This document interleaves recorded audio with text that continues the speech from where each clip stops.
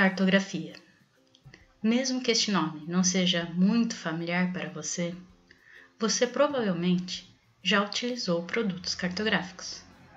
Afinal de contas, hoje em dia, o uso de mapas é muito mais difundido. Basta você olhar o GPS do seu carro ou fazer uma busca no Google Maps e você já estará usufruindo da cartografia. De acordo com a Associação Cartográfica Internacional, a cartografia pode ser definida como conjunto de estudos e operações científicas, técnicas e artísticas que, tendo por base o resultado de observações diretas ou da análise de documentação, se voltam para a elaboração de mapas, cartas e outras formas de expressão e representações de objetos, fenômenos e ambientes físicos e socioeconômicos, bem como sua utilização. O objetivo da cartografia é conceber, preparar e produzir produtos que representem uma área geográfica e os elementos e fenômenos ali presentes.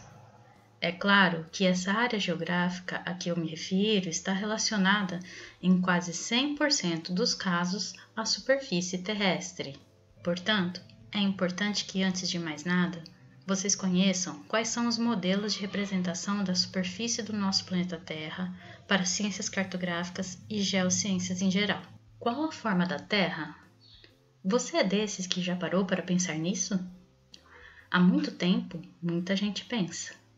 Muitos povos, em diferentes épocas, levantaram suas próprias hipóteses, com base em observações e principalmente em seus próprios contextos sociais e crenças. Essa figura, por exemplo, é uma exemplificação de como os hindus descreviam a Terra, como sendo um disco chato, pousado sobre as costas de 4 elefantes que ficavam em cima de um casco de uma tartaruga gigante que nadava em um rio de leite. Embora para nós, hoje, essa representação pareça um pouco fantasiosa, não deixa de ser fascinante analisar as percepções desses povos. No século VI a.C., os gregos também acreditavam em um disco plano, que no caso era sustentado por pilares, o que facilmente explicava para eles por que um disco plano não cairia do céu.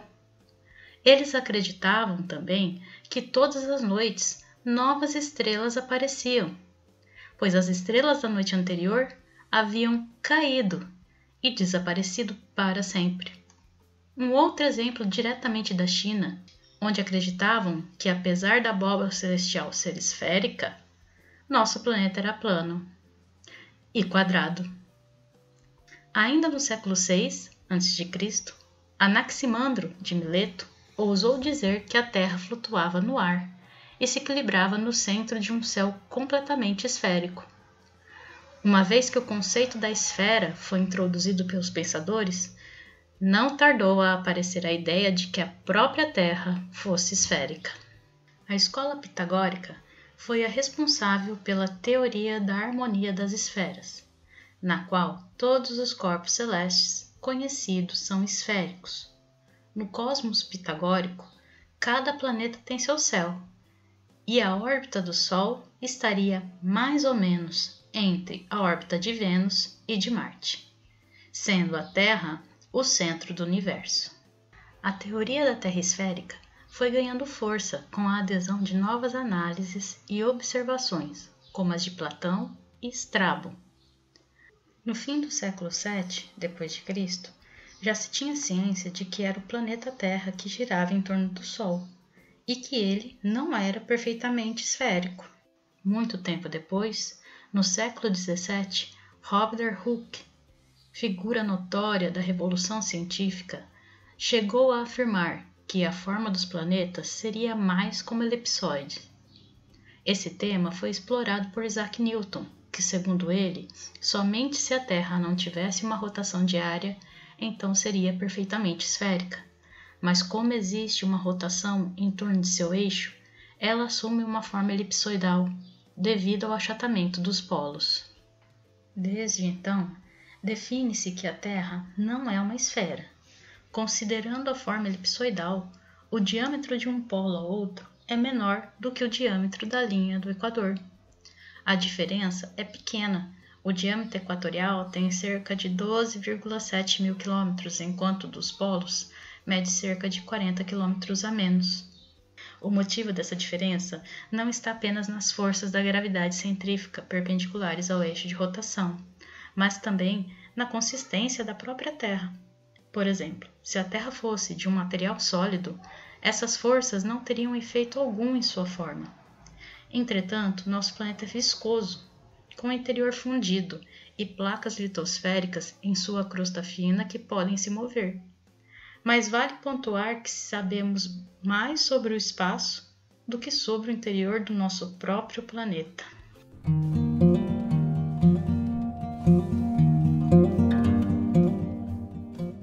Nas geociências, geralmente nos referimos a 3 modelos da superfície terrestre: superfície topográfica, superfície elipsoidal e superfície geoidal.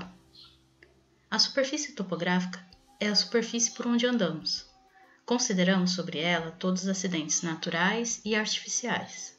É onde fazemos os levantamentos topográficos. E, para a base de cálculos desses levantamentos, a curvatura da Terra é desconsiderada. Portanto, podemos considerar que a superfície topográfica corresponde ao modelo plano de porções da Terra. A superfície elipsoidal, ou elipsoide, seria uma forma aproximada do formato real da Terra, mas ainda não é o formato real. Ela pode ser chamada de modelo matemático da Terra. Sobre esse modelo são baseados os levantamentos geodésicos, por exemplo. A superfície geoidal já é uma superfície mais complexa que as anteriores, mas considerada a verdadeira forma da Terra, ou, de uma forma mais exata, é a figura do campo de gravidade da Terra. O geóide, definido pelo campo de gravidade da Terra, é uma superfície que representa uma figura com potencial gravitacional igual em toda sua extensão. Segue uma superfície do oceano hipoteticamente em repouso, imaginando-se na ausência de marés e correntes. Mas qual a importância de conhecer o geóide? Um modelo preciso do geóide é importante para obter medições mais precisas da circulação oceânica, mudanças do nível do mar e dinâmica do gelo terrestre. Além disso, o geóide é usado como uma superfície de referência para mapear todas as características topográficas do planeta, uma vez que um conhecimento aprimorado das anomalias gravitacionais contribuirá para uma melhor compreensão do interior da Terra, como a física e a dinâmica associadas ao vulcanismo e aos terremotos, e também aumentará nosso conhecimento sobre a elevação da Terra devido à recuperação pós-glacial. Mas como foi possível mapear o geóide? Um primeiro levantamento da superfície equipotencial da Terra foi feito por meio da missão GRACE. A missão GRACE foi um projeto conjunto entre a NASA e o Centro Aeroespacial Alemão. A primeira missão foi lançada em 2002 e a segunda missão, chamada de GRACE Follow-on, em 2018. O GRACE consistiu em 2 satélites gêmeos que seguiam um em frente ao outro em uma mesma órbita baixa polar a uma altitude de 450 km. Os 2 satélites estavam separados entre si por 220 km. Devido ao fato de um sempre seguir o outro, eles já foram carinhosamente chamados de Tom e Jerry. Para exemplificar melhor como a medição desses satélites são feitas, vou usar uma parte de animação disponibilizada pelo Centro Alemão de Pesquisas em Geociências. Caso vocês queiram ver o vídeo completo, podem acessá-lo pelo card ou no link que estará na descrição.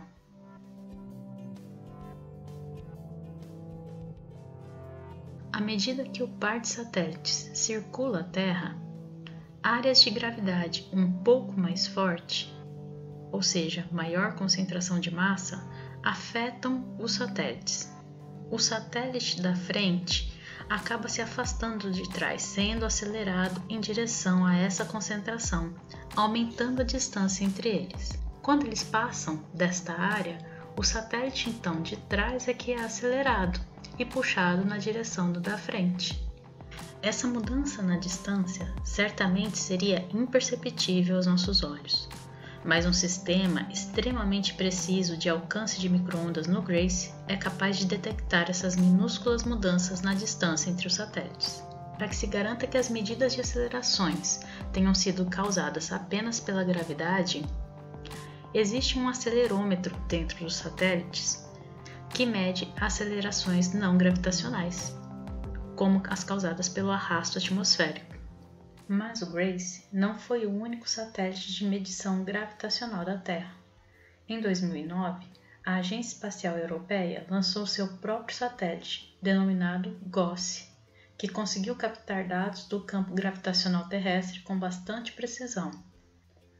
Bom, agora que você já conhece um pouco os 3 modelos da superfície terrestre, vamos resumi-los aqui? Temos então o geoide, que é a superfície de equipotencial gravimétrico, o elipsoide, que é a superfície matemática, e a topografia, que é a superfície física. Como é possível observar, de forma obviamente exagerada pela figura, na maior parte do planeta, essas 3 superfícies não se coincidem. Porém, existem alguns pontos que são considerados pontos de máxima coincidência, onde as 3 superfícies se intersectam, e são esses pontos que nos interessam. Um conceito básico muito importante para darmos andamento na disciplina é o conceito de sistema de referência geodésico. Um sistema de referência é basicamente definido por algum elipsoide de evolução e, por consequência, por um ponto de máxima coincidência dotado, que será denominado de datum. Se você prestou atenção na expressão algum elipsoide, pode ser que esteja se perguntando: existe mais de um elipsoide? Das 3 superfícies, a topográfica, geoidal e elipsoidal, a única matematicamente ajustável é o elipsoide.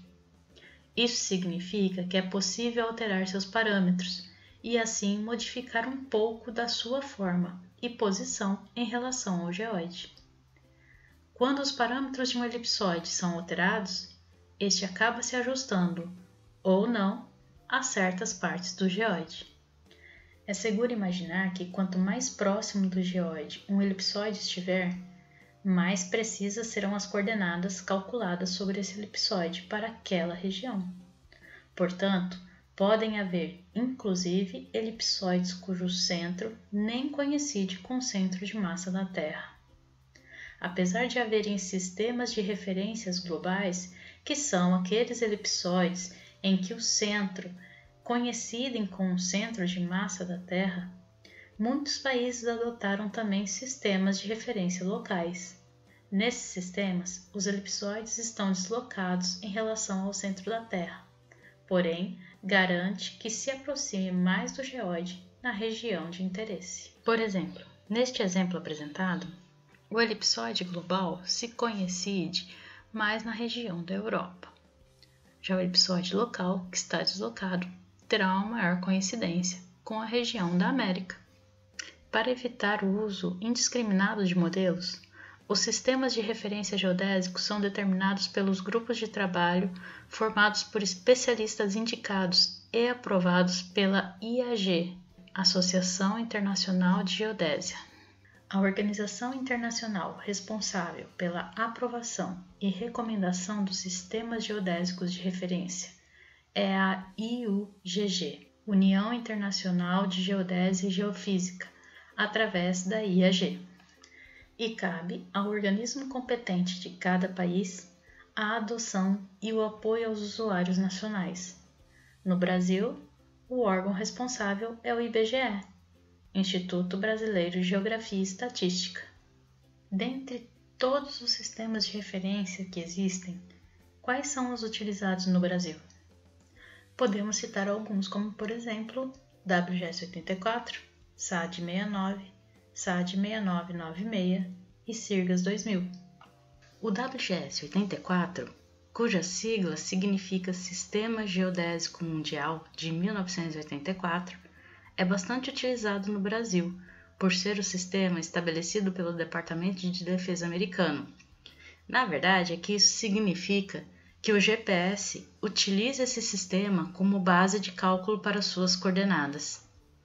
O elipsoide que define esse sistema é chamado de WGS-84 e é global, ou seja, seu centro coincide com o centro de massa da Terra.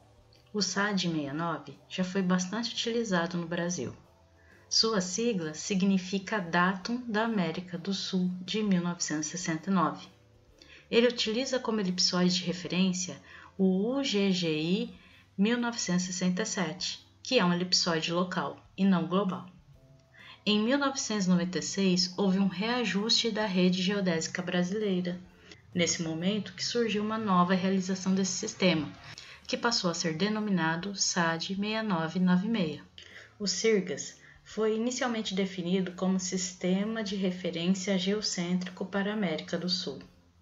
Entretanto, alguns países da América Central e do Norte passaram a se conectar também a essa rede, e o sistema passou a ser chamado de Sistema de Referência Geocêntrico para as Américas, sendo que a segunda campanha foi em 2000. Por isso o nome de SIRGAS 2000. O seu elipsoide de referência é o GRS-80, que também é global, assim como o WGS-84. Atualmente, o SIRGAS 2000 é o sistema de referência adotado oficialmente no Brasil. E uma importante característica desse sistema é que ele tem coordenadas muito próximas às coordenadas calculadas pelo WGS-84. Qual a importância de conhecer o sistema de referência que está utilizando? Eu não posso garantir a vocês que essa imagem que vocês estão vendo seja real. Porém, ela ilustra com perfeição o problema que se enfrenta quando utilizamos dois sistemas de referência diferentes no mesmo projeto. Acontece que uma mesma coordenada em um sistema de referência pode estar deslocada em relação a ela mesma em outro sistema de referência. E o valor dela está correto nos dois casos. Acontece que no mesmo projeto é extremamente importante que se adote um único datum, pois esse será a base do cálculo de suas coordenadas.